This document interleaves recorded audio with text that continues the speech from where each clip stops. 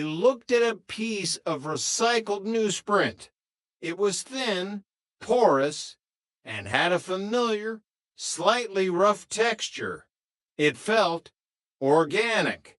He had a radical idea. If he printed the front of the bill on one sheet and the back on another, he could sandwich the security features in the middle. He would build the bill from the inside out, just like a high-end speaker cabinet. Using high-end graphic software, he spent hundreds of hours cleaning up the digital scan of a $100 bill. He used the healing tools to remove every imperfection, every stray dot of ink.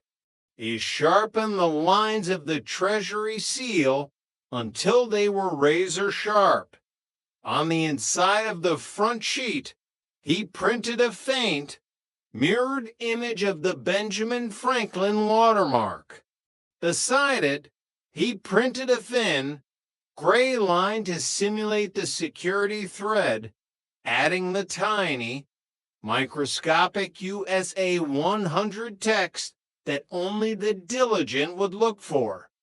He applied a surgical layer of glue not too thick, or the paper would buckle, not too thin, or it would delaminate and press the two sheets together.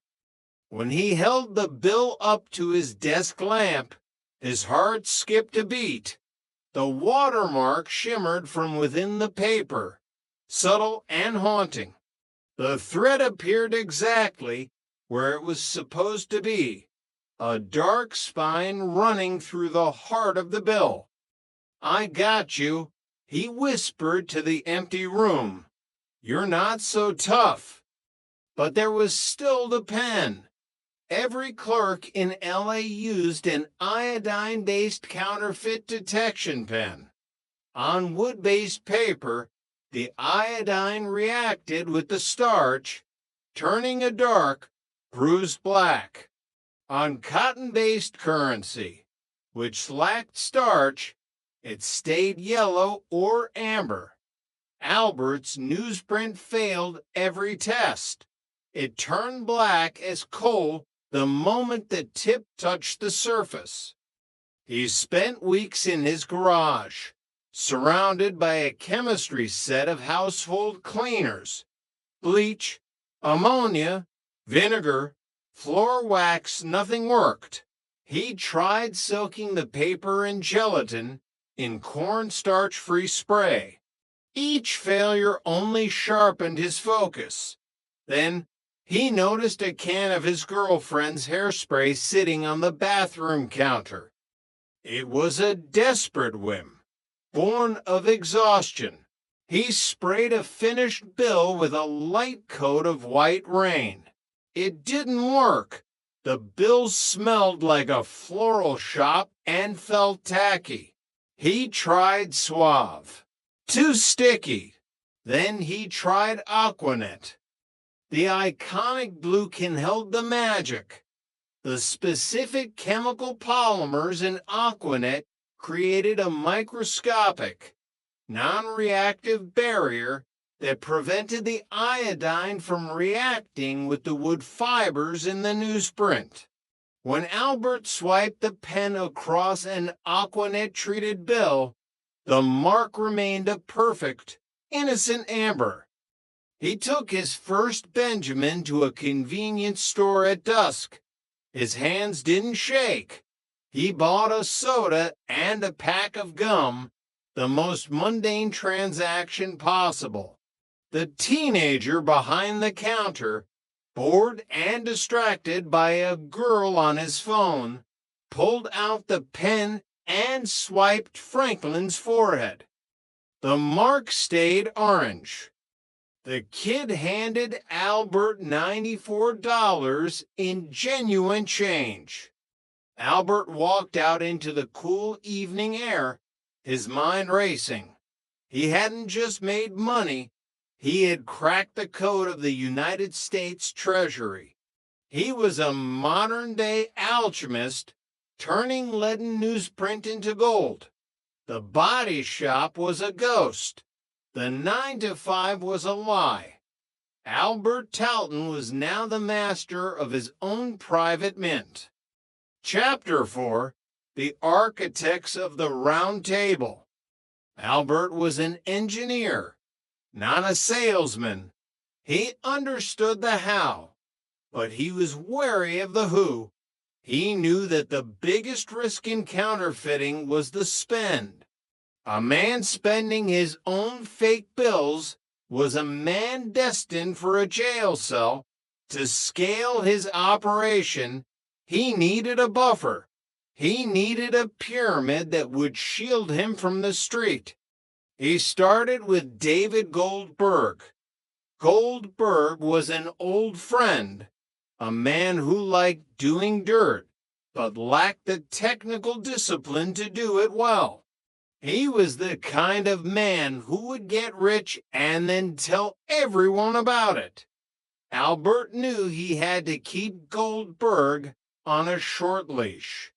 One afternoon, Goldberg dropped by Albert's for a game of chess, a weekly tradition that provided a convenient cover. "Hey, Al, you cooking something?"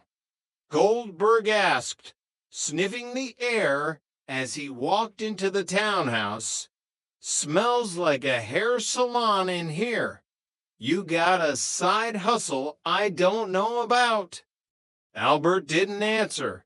He led him into the kitchen. He opened the oven door.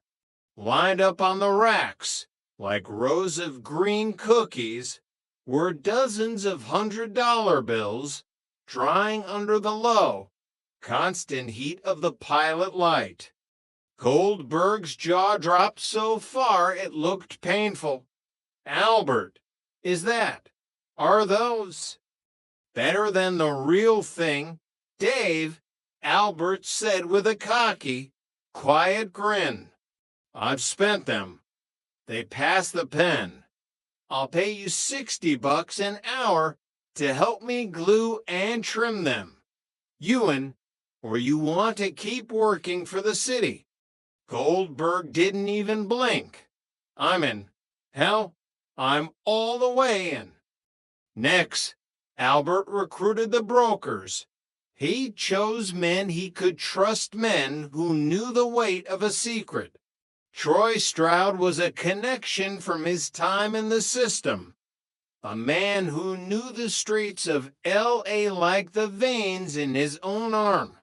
He was a veteran of the hustle, a man who understood that silence was the most valuable currency of all. Paul McCory was closer a best friend since they were 17, someone Albert considered family.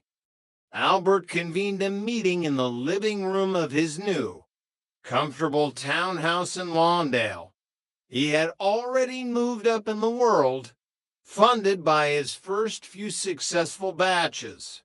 The room was clean, modern, and gave no hint of the industry being born in the back rooms.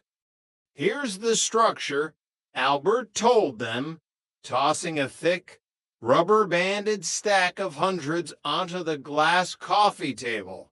"I'm the manufacturer. I sell to you, the brokers, for $15 a bill.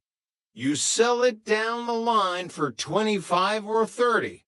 By the time it hits the street, the guys passing it are buying it for 50. The heat stays at the bottom. If a kid gets busted at a Target, he can't give me up because he doesn't even know I exist.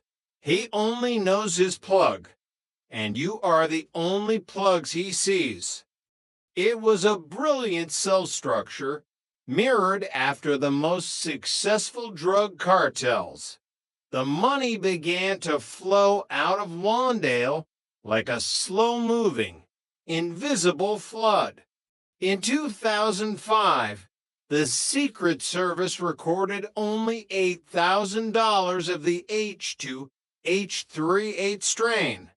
By 2006, The figure exploded to over 1 million.